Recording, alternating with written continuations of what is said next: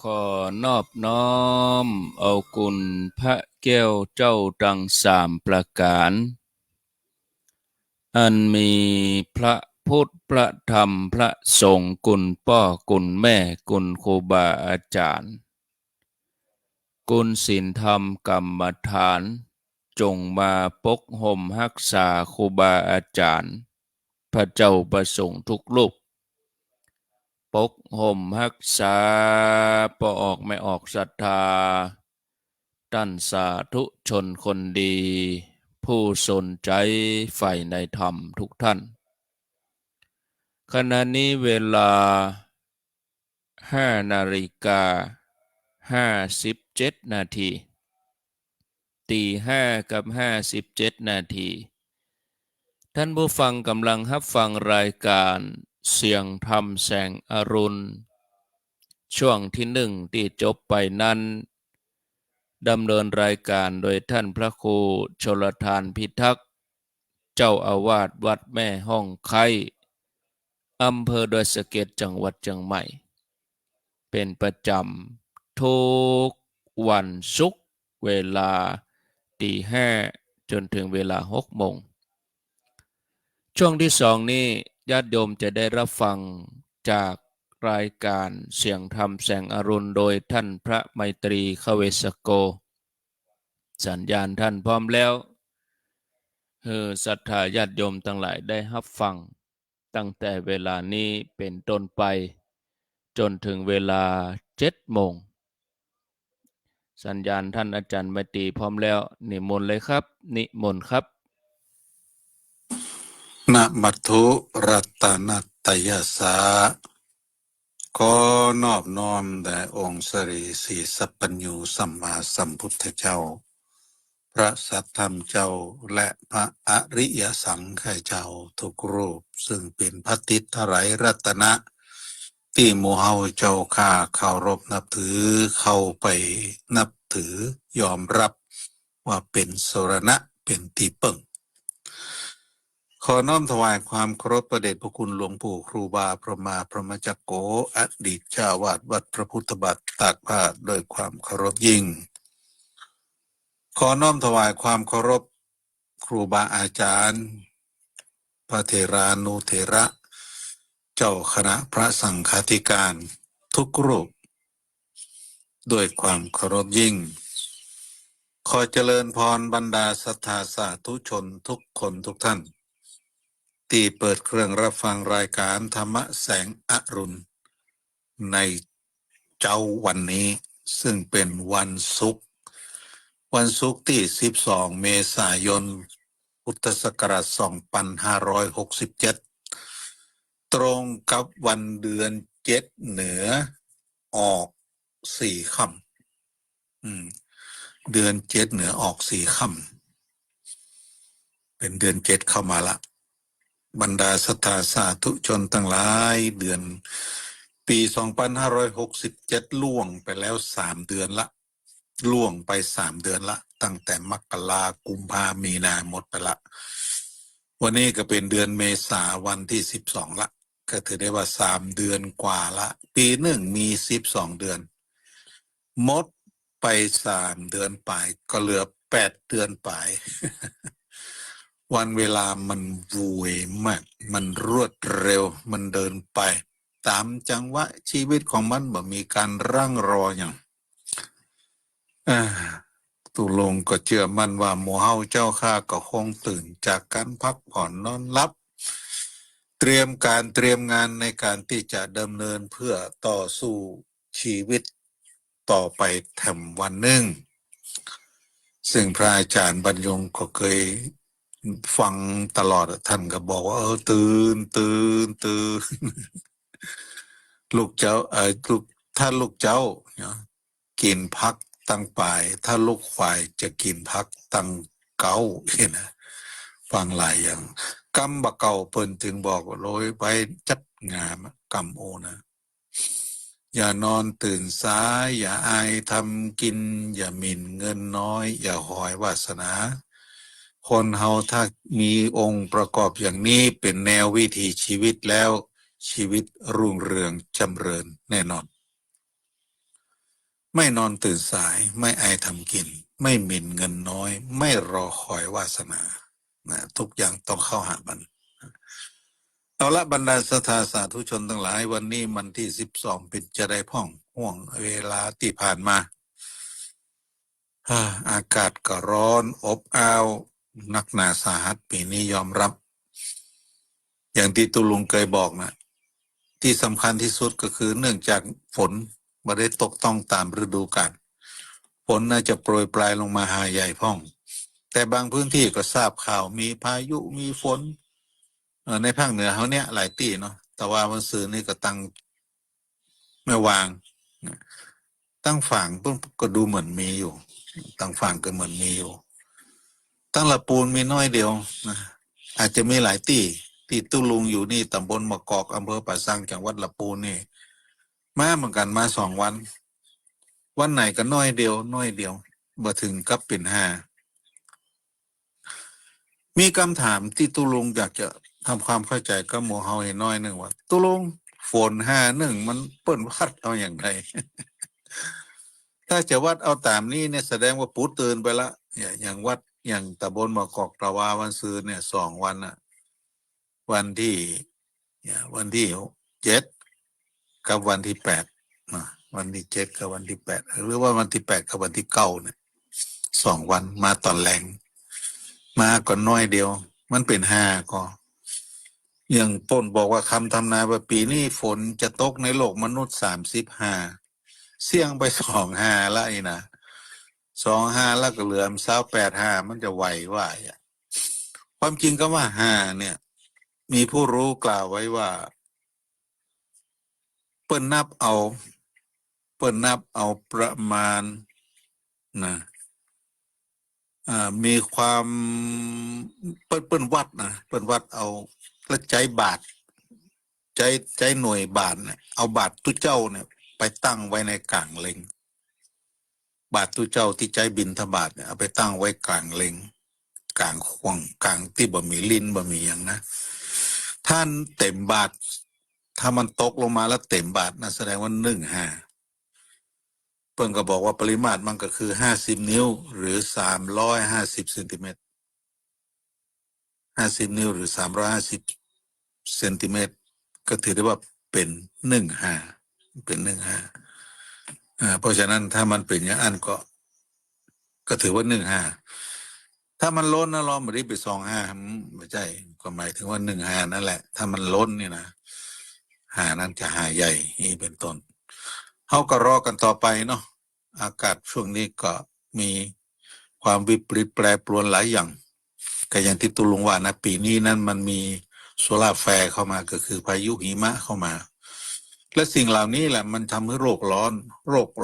เมื่อโลกร้อนปุ๊บอย่างจะเกิดขึ้นเพศภัยต่างๆก็จะเกิดขึ้นกับมวลมนุษยชาติที่สำคัญก็คือน้ำแข็งขั้วโลกก็จะเริ่มละลายแล้วมันไม่ใช่เริ่มละลายแล้วมันละลายมาตลอดละมันละลายมาเสร็จเรียบร้อยแล้วมันก็ไปไหนมันก็วนเวียนอยู่ในโลกเนี่ยน้ำท่วมน้ำหนักกับน้ำท่วมน้ำแข็งละลายมากับท่วมโลกอย่างนี้เป็นต้นท่วมพื้นที่พื้นที่นี่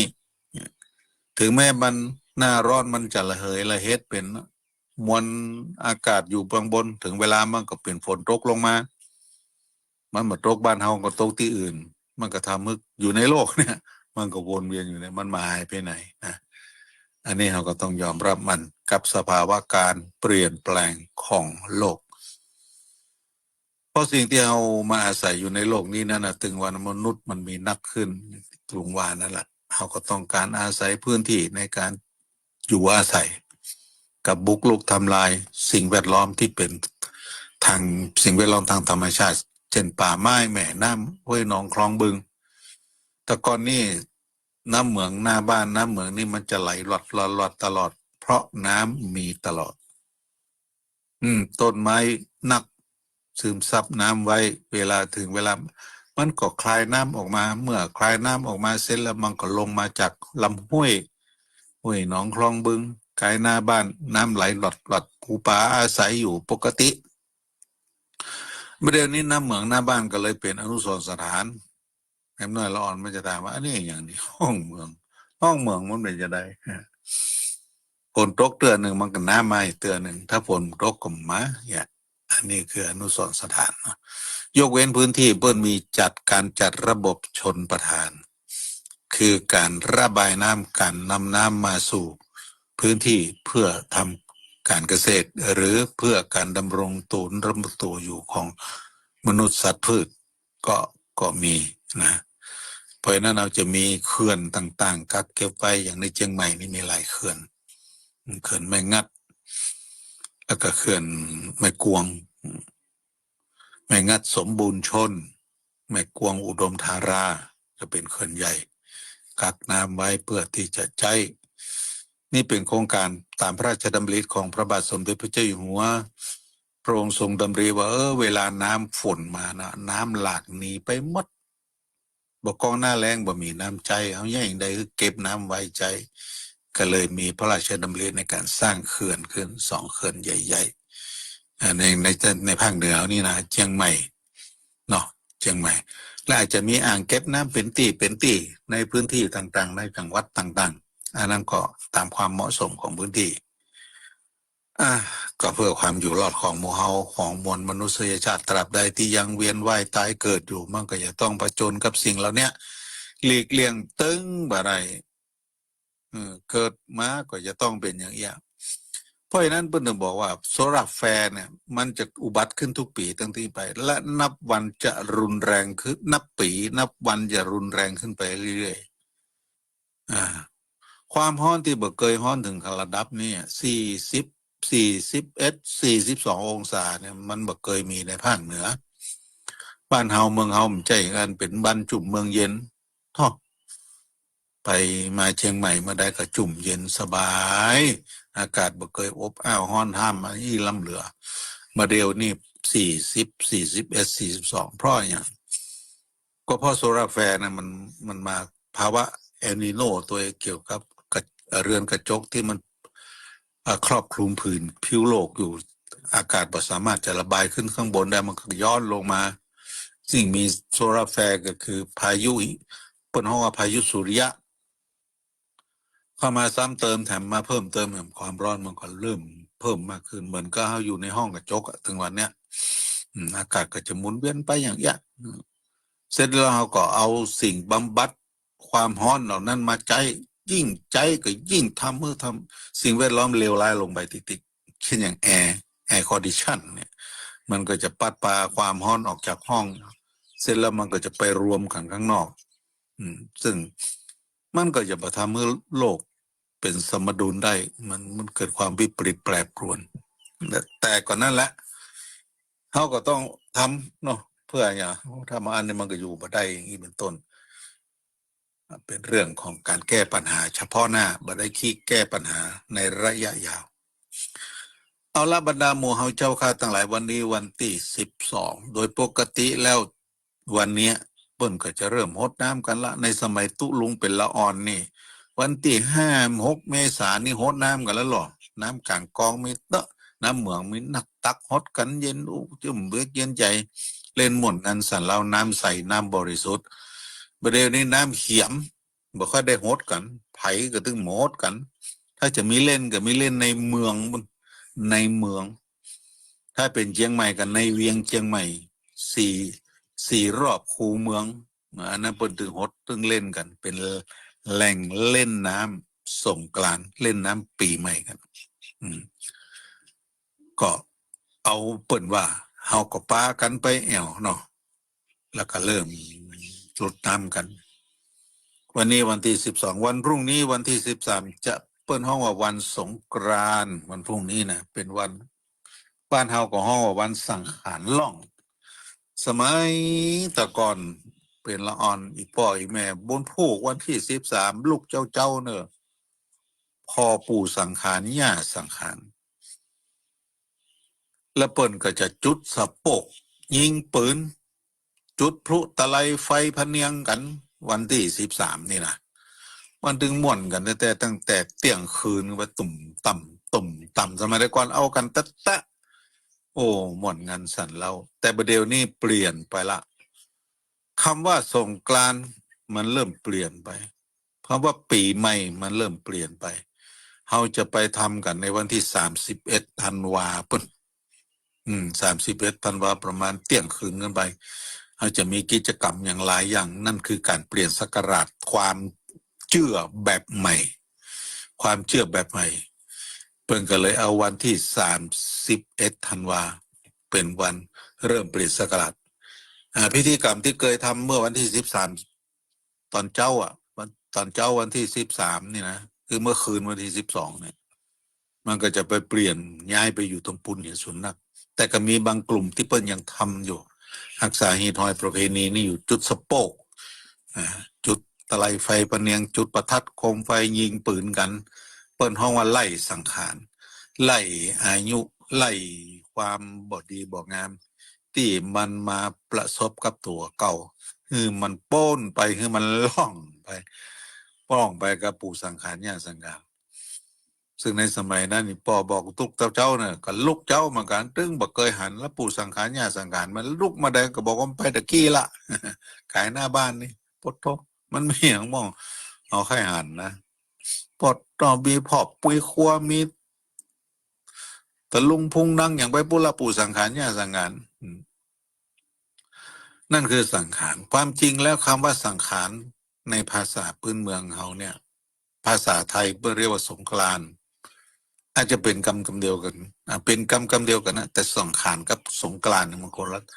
นละศัพท์เองบ่ได้คำว่าสงกรานต์เนี่ยความจริงแล้วนะต้องอธิบายเข้าใจก่อนสงกรานต์แปลว่าเคลื่อนสงกรานต์แปลว่าเคลื่อนอะไรอย่างดวงดาวเคลื่อนจากราศีหนึ่งไปสู่อีกราศีหนึ่งซึ่งนักโหราศาสตร์นักดาราศาสตร์เปิ้นคำนวณเอาตามการเปลี่ยนแปลงการเคลื่อนย้ายของดวงดาวจากราศีหนึ่งไปสู่อีกราศีหนึ่งถ้าเป็นราศีถ้าเป็นเดือนเมษานี่เป็นราศีเมษเมษากับเมษพฤษภากับพฤษภมิถุนากับเมถุนกรกฎากับกรกฎสิงหาก็ราศีสิงห์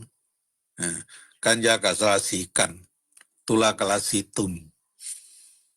พฤศจิกากับราศีพฤศจิกแล้วก็ธันวากับราศีธนูมกรากับราศีมังกรกุมภากับราศีกุมมีนากับราศีมีนทีนี้การเคลื่อนของราศีเนี่ยไปจากราศีหนึ่งไปสู่อีกราศีหนึ่งในห่วงเวลาของแต่ละเดือนมันเคลื่อนทุกเดือนเปิ้ลก็เลยบอกว่าสงกรานต์คือการเคลื่อนในแต่ละเดือนนะอย่างเดือนแล้วนี่เป็นเดือนมีนาราศีมีนเคลื่อนสู่ราศีเมษก็สงกรานต์ละราศีเมษมดไปเดือนเมษามดไปจะเข้าสู่ราศีเดือนพฤษภาก็เข้าสู่ราศีเมษก็เรียกว่าสงกรานต์เหมือนกันราศีพฤษภจะเข้าราศีเมถุนก็เป็นสงกรานต์เหมือนกันสงกรานต์แต่ละเดือนจะเป็นการเคลื่อนไปทุกเดือนเพื่อว่าสงกรานต์ทุกเดือนแต่ทีนี้เมื่อมันครบ1 ปีจะเปลี่ยนศักราชใหม่แต่ก่อนนี้เขาใจการเปลี่ยนศักราชในวันที่1 เมษา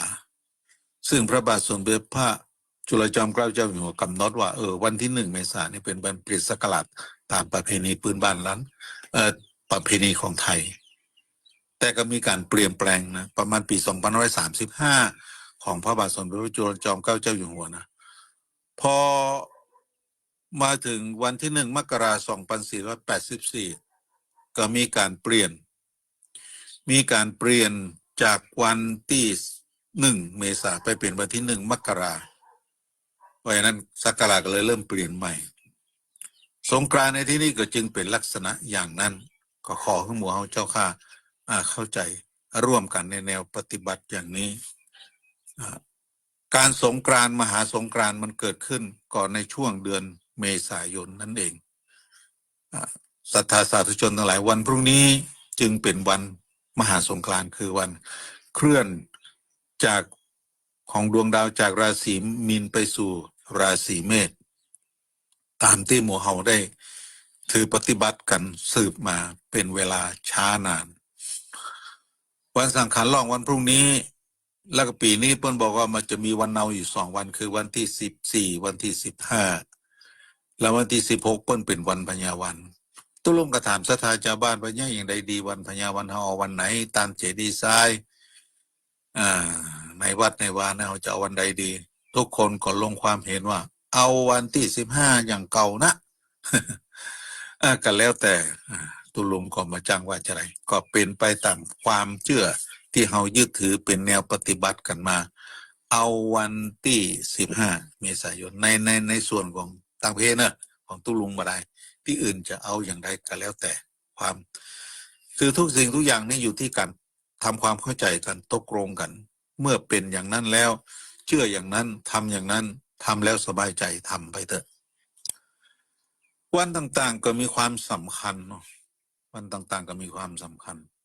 ทีนี้ก่อนอื่นตุลุงก็ขออนุญาตอู้ประวัติของสงกรานต์ให้น้อยหนึ่งสงกรานต์เนี่ยเปิ้นว่าจะมีนางนั่นนางนี่มาแห่หัวของเท่ากับบิลพรหมนี่นะก็เป็นที่รับรู้ร่วมกันเนาะความจริงแล้วในสมัยอดีตเปิ้นก็เล่าให้น้อยหนึ่งเนาะสมัยตะก่อนนะมีเศรษฐีครอบครัวหนึ่งมั่งมูลโดยทรัพย์สินเงินทองบ่มีลูกสืบทายาทบ่มีบุตรแต่คนข้างบ้านน่ะเป็นคนยากไร้เข็ญใจเป็นขี้เหล้าก็ซ้ำมามีลูกโอ้ผิวพรรณวรรณะงามวันดีคืนดีขี้เหล้ามันก็มาแซวเศรษฐีว่าปอต้องร่างรวยเงินทองอย่างบ่มีลูกอย่างนั้นการฆ่านี่ลูกฆ่าจัดงามฆ่าตุกฆ่าหลักฆ่าก็ถึงมีลูกสืบตระกูลอยู่ทรัพย์สินสมบัติของท่านน่ะโอ้ถ้าตายไปแล้วก็หายไปหมดละใจไม่ได้เศรษฐีก็มาคิดจะแต่โลนี่เสร็จเรียบร้อยก็เลยอธิษฐานจิตขอพรจากพระอาทิตย์และพระจันทร์ขอลูกแต่ปรากฏว่าพระอาทิตย์และพระจันทร์ก็บ่สามารถจะอำนวยให้ได้ขอได้3 ปีก็บอกมีลูกก็เลยมีวันหนึ่งปาข้าทาสบริวารไปขอกับต้นไม้ไปขอกับรุกขเทวดาไปขอรุกขเทวดาแล้วก็ประโคมโหมดนตรีขอลูกในที่สุดความทราบถึงลูกขเทวดาก็เลยไปขอพระอินทร์พระอินทร์ก็เลย อันนี้เป็นเล่ากันมานะพระอินทร์ก็เลยประทานลูกมาให้เศรษฐีคนนี้และเศรษฐีก็ตั้งชื่อลูกคนนี้ว่าธรรมบาลกุมารธรรมบาลกุมารนี่เป็นคนที่เฉลียวฉลาดเก่งตอบปัญหาได้ทุกอย่างแก้ปัญหาได้ทุกอย่างให้ถามอย่างกอบได้หมดความทราบถึงเท้ากับบิลพรหมอยู่บนสวรรค์ชั้นพรหมบนก็เกิดความสงสัยว่ามันจังแต่ว่าธรรมบาลกุมารเนี่ยมันลวกมันฉลาดขนาดนั้นเหรอเอาละเราจะไปถามปัญหามันก็มั้งถ้ามันตอบได้นี่ก็ถือว่ายอมรับมันเนี่ยก็เลยลงมาประท้าทายธรรมบาลกุมารถามปัญหากัน แล้วก็มีเปิ้นเอามีสัญญากันว่าเอาเดิมพันนะถ้าท่านตอบถูกถ้าธรรมบาลตอบถูกพญาพรหมยอมตัดหัวถ้าตอบถ้าธรรมบาลตอบบ่ได้ธรรมบาลจะต้องตัดหัวธรรมบาลก็รับคำท้าพอก็เชื่อมั่นในความเก่งกาจของตัวเก่ากบิลพงศ์ก็ถามปัญหาธรรมนา3 ข้ออันนี้เอาหูกันละเนาะ1เปิ่นถามว่าข้อ1เมื่อเจ้าราศีคนเฮาอยู่ที่ไหน2ตอนบ่ายราศีคนเฮาอยู่ที่ไหนและ3เมื่อแรงราศีคนเฮาอยู่ที่ไหนธรรมบาลตอบบัดได้เอาล่ะก็เลยบอกว่าขอเวลา7 วันเนาะขอคิดก่อนถ้ากบิลพงศ์ก็โอเค7 วันก็7 วันเสร็จแล้วก็บินแล้วผมก็บินก็เหาะเหินอากาศขึ้นไปสู่ชั้นผมธรรมบาลกูมาก็มาเกิดว่ามันเป็นอะไรอย่างเมื่อเจ้าราศีอยู่ที่ไหนเมื่อตอนราศีอยู่ที่ไหนเมื่อแรงราศีอยู่ที่ไหนตันด้วยปัญญาตอบตึ้งได้กัดอกกัดใจวันที่6โอ้วันผูกละกูจะต้องตอบปัญหาคือเท้ากบิลพรหมถ้าตอบบัดได้นี่หัวกูหลุดแน่เอาอย่างอี้ดีกว่านี่ดีกว่า หนีจากบ้านจากเมืองไป เพื่อที่จะเป็นลบอยู่ในป่าอย่างกบิลพรหมมันถึงเสาะหามป่าเสร็จเรียบร้อยแล้วก็ไปนอนอยู่พื้นก็ต้นตาลกู้บนมานะนอนพักผ่อนอยู่อันเตียวมาเมินมอกจะรับสลุมสลิมเนี่ยก็มีนกสองตัว นกอินทรีมันก็มาอู้กันดังบนสองตัว ตัวผู้ตัวแม่เพิ่นห้องว่าตัวเพิ่นห้องกู้สามีภรรยามันก็ถามกันว่าวันพรุ่งนี้จะเสาะกินตั้งใดหาตัวแม่ก็บอกว่าไปเนี่ยอย่างมันพวกเฮาก็ไปหาเมืองในเมืองกะมันเป็นอย่างไรมีอย่างไปบ้านเศรษฐีหั่นหรอมีอย่างกะวันพวกเนี่ยกบิลพรหมมันจะลงมาถามทำปัญหาธรรมบาลกุมารและเป็นวันสุดท้ายที่ธรรมบาลกุมารจะต้องตอบปัญหาได้ธรรมบาลกุมารเนี่ยถึงตอบมาได้ และมันจะต้องตัดศีรษะของแกเขาจะต้องตัดศีรษะของเขา แล้วก็จะไปซากศพเขาก็ไปกินซากศพของธรรมบาลกุมารดีกว่าอันก็ดีละอันเฮาก็ไปกันปุ้นดีกว่าเนาะทีนี้ตัวปู่ก็ถามว่ารับเปิ้นถามปัญหาอะไรอย่างกัน ตัวเมียก็บอกว่าถามปัญหาไม่ใช่เนี่ยเปิ้นถามว่าเมื่อเจ้าราศีคนเฮาอยู่ที่ไหน เมื่อตอนราศีคนเฮาอยู่ที่ไหนแมลงราศีคนเฮาอยู่ที่ไหนธรรมบาลตอบบัดได้ว่าอีหลงบัดได้ความกระจอกเปิงตายอะแล้วตัวปู่ก็เลยถามต่อแล้วมันรับตอบว่าจะไดอ่ะคำตอบมันมีอย่างไรอ่ะก็ไปยากอย่างยังเมื่อเจ้าคนเฮาราศีก็อยู่ที่หน้ากะเพราะฉะนั้นเฮาตื่นมาเฮาจะต้องล้างหน้าเนี่ยราศีอยู่ที่หน้าแล้วเมื่อตอนราศีก็อยู่ที่อกกะเวลาเฮาไปสู่อากาศร้อนเฮาก็เอาน้ำลูบอกน้ำลูบตัวเพื่อเกิดความเย็นช่ำแล้วแมลงเหรอราศีอยู่ที่ตีนกะเฮาจะขึ้นบ้านขึ้นจองจะนอนรับพักผ่อนเฮาจะต้องล้างตีนล้างเท้าเพื่อความเป็นสิริมงคลปัญหาที่บ่ได้แต่ถ้าบ้านตอบอย่างไม่ได้หาถ้ามาบ้านอยู่ตังหลุมได้ยินใส่ดีอกดีใจเอาละกูแก้ปัญหาได้แล้วก็เลยปิกบ้านปิกเมืองวันพุธก็บินละพรมลงมาละพร้อมข้าทาสบริวารก็มาถามปัญหาเนี่ยธรรมบาลกุมารก็ตอบตามที่ได้ยินมาจากนกพญาพรหมก็ตกใจเอาตอบได้แต่เฮ้ยท่านเก่งแต่เอาละข้าก็ยอมรับในกติกาที่ตกลงไว้นั่นคือข้าจะต้องตัดเสียนตัดศีรษะของข้าออกไปแต่หัวของข้าหรือศีรษะของข้าเนี่ยเวลาตัดแล้วถ้าตกบนพื้นโลกเนี่ยมันจะเกิดไฟไหม้ไฟโลกันไหม้โลกทั้งใบเลยถ้าเอาขว้างขึ้นบนอากาศก็จะเกิดความแห้งแล้งแต่ก็มีวิธีอยู่หนึ่งก็คือบือขึ้นอากาศบือตกดินก็ต้องเอามาใส่พานก็โดยอาศัยเทพธิดาตังเจ็ดเป็นคนเปลี่ยนกันถือแห่ติ๊กๆอ่ะแห่ทั้งปีอ่ะคิดปีสิ้นรอบ12 เดือนก็มาเปลี่ยนกันคนละปีไปเพราะฉะนั้นเราจึงจะมีคำพยากรณ์ของหนังสือปื้นเมืองเนาะแบบหนังสือสงกรานต์หนังสือปีใหม่เมืองปีนี้นางนั่นจะแห่ฝนจะตกเต้าอันหาเต้าอี้หาอีน่ะทีนี้ฝนจะมีหาแต่ละหาอย่างใดก็อย่างที่ตุลุงได้ว่านะความเชื่อในการปริมาตรในวัดก็คือเอาบาตรไปไว้กลางควงนั่นแล้วคือฝนตกเมื่อฝนตกแล้วน้ำเต็มบานมาไหนก็ถือได้ว่าเป็น51อันนี้คือความเชื่อที่หมู่เฮาจะต้องยึดถือปฏิบัติกันเอาละศรัทธาสาธุชนทั้งหลายโดยความสำคัญของวันต่างๆตุลุงก็ขอย้ำอีกครั้งหนึ่งขอย้ำอีกครั้งหนึ่งเบื้องต้นก็ต้องกราบนมัสการพระอาจารย์ท่านบรรยงเนื่องตลอดถึงเจ้าหน้าที่ทั้งสถานีเวลาในวันนี้ตุลุงก็คงจะใช้เวลาประมาณสัก10 นาทีหรือ10 กว่านาที ก็คงจะต้องขออนุญาตขอพระอาจารย์ด้วยรับภาระธุระต่อตัวก่อนอื่นก็ต้องขออู้ถึงเรื่องความสำคัญของวันก่อนวันสงกรานต์เนี่ยเป็นวัน ล้างวันสวยวันอนามัยของหมู่เฮาเจ้าค่ะเอาละสิ่งของต่างๆที่เฮาบ่เคยล้างเคยถูเฮาก็เอาไปทำความสะอาดตัดใหญ่แมงมุมในหมู่บ้านในบ้านเฮาในครอบครัวเฮา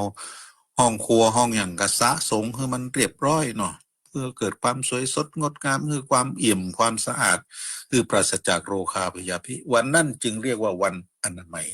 อันนี้เป็นแบบเบาที่เราเคยถือปฏิบัติกันมาวันสงกรานต์คือวันเพียวบ้านเพียวจองไปจนถึงกลางขวงบ้านตัดหญ้าตัดกงกวาดบ้านให้เรียบร้อยอย่างนี้ไปจนถึงผ้าผ่อนท่อนสบายที่ไม่ได้ซักได้ซักก็ซักให้มันมดรถปดใจเนี่ยว่าผมไปไหนกันละวันสงกรานต์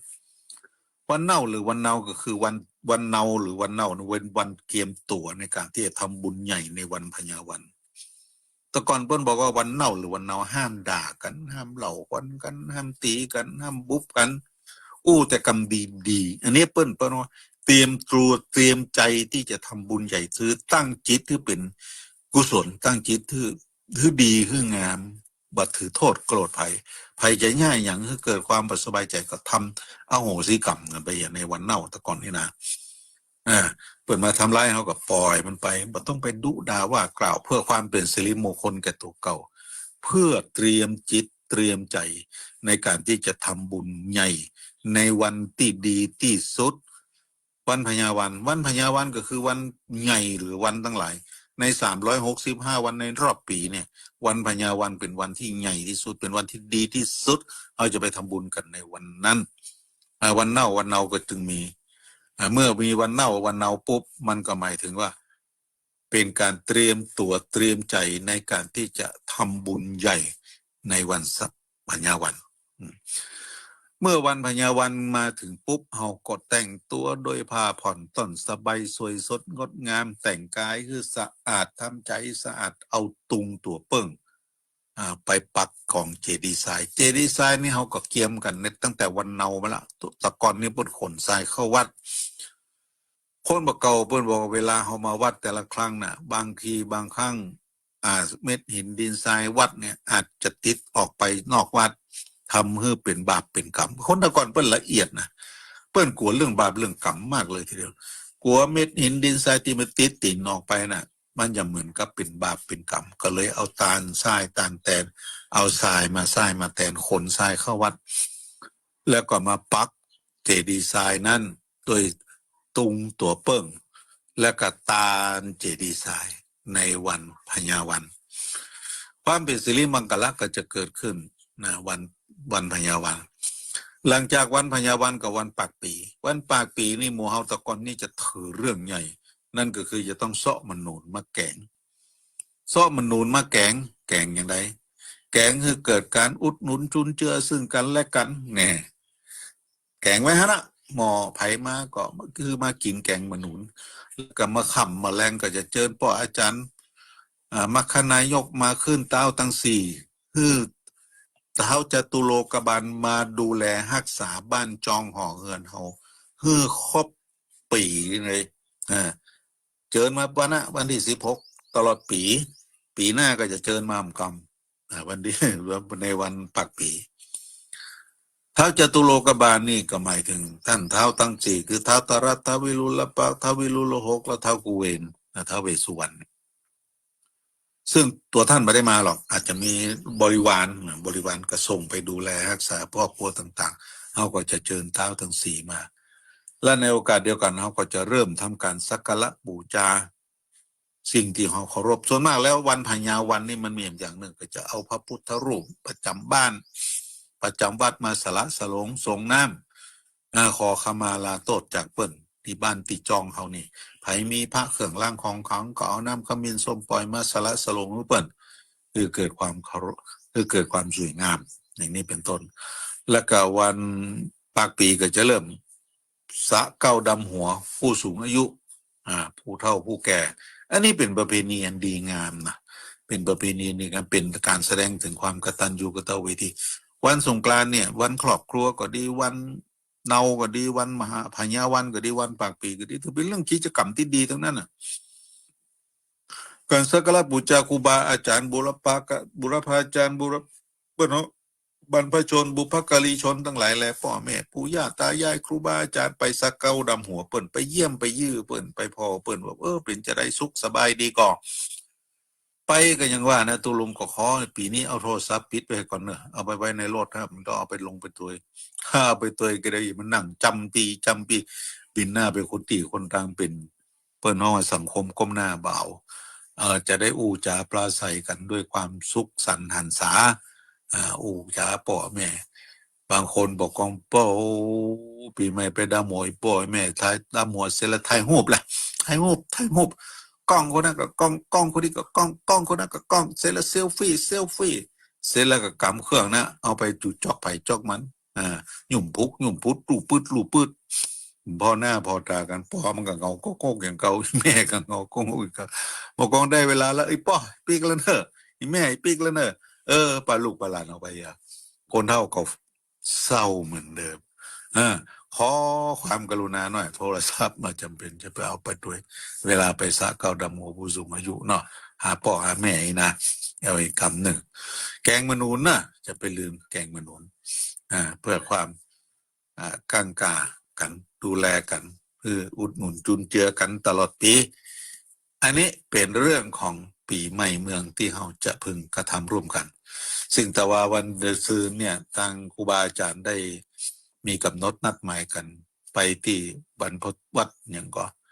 วัดบรรพตสถิตอีกที่อำเภอเมืองจังหวัดลำปางของเจ้าคณะอำเภอวังเหนือตุลุงก็ได้ประชาสัมพันธ์ไปพอประชาสัมพันธ์ไปเสร็จแล้วตุลุงก็ลืมไปว่าวันไหนนี่ก็เลยไม่ได้ไปร่วมกับเปิ้นสักกรรมแต่ก็บ่เป็นอย่างเนาะครูบาอาจารย์ที่เปิ้นได้ไปก็ถือว่าเป็นตัวแทนของทุกคนทุกท่านที่กระทำร่วมกันในโอกาสนั้นก็ขออนุโมทนาสาธุและยินดีกับหมู่เจ้าค่ะทุกคนทุกท่านในโอกาสนี้ด้วยเอาละตุลุงใจเวลาคงจะใช้เวลาเพียงเท่าอีก่อนในการพบปะกับท่านทั้งหลายในวันนี้วันที่12ก็คงจะขอมอบรายการนี้คือกับทางสถานีเพื่อที่จะดำเนินรายการเป็นลำดับต่อไปเนื่องจากมีภาระธุระพอสมควรก็ขอพบปะตั้งกับท่านทั้งหลายและในช่วงท้ายนี้ก็ขออำนวยใจให้หมู่เฮาเจ้าข้าทุกคนมีความสุขกายสบายใจปราศจากโรคาพยาธิมีอายุมั่นขวัญยืนมีร่างกายแข็งแรงมีสุขภาพจิตที่เข้มแข็งสามารถต่อสู้ปัญหานานาต่างๆให้ผ่านพ้นไปทุกปัญหาด้วยความสวัสดิภาพและหากแม้นมีกรรมมักกรรมปรารถนาความคิดความปรารถนาในสิ่งหนึ่งประการใดที่ชอบประกอบด้วยธรรมแล้วก็ขอกรรมมักกรรมปรารถนาความคิดความปรารถนานั้นจงพลันสำเร็จจงพลันสำเร็จดังมโนรสปรารถนาทุกประการตั้งแต่มโหทการะบัดนี้ไปตราบเสี่ยงจิรติการยาวนานนั่นจุ่มจังมีเตี้ยงแต่ดีหลีอภิวาทนาสีริสนิจังวุธาปจายโนจัตตารโอธรรมาวัฏันติอายุวันโนสุขังปะลัง